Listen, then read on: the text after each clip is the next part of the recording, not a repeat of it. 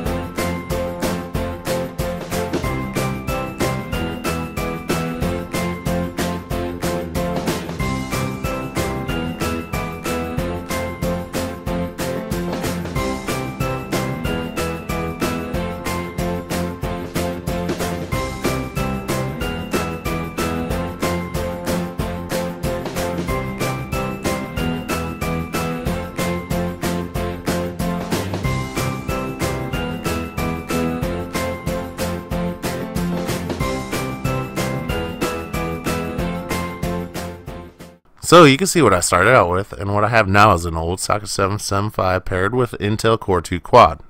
It's tape modded, 4GB PC2 6400 RAM, a Team Group SATA 3 SSD drive with Windows 7 Ultimate 64-bit, and a 1TB Western Digital Blue game drive, and an MSI GT 1030 low-profile NVIDIA graphics card, all powered by the stock PSU.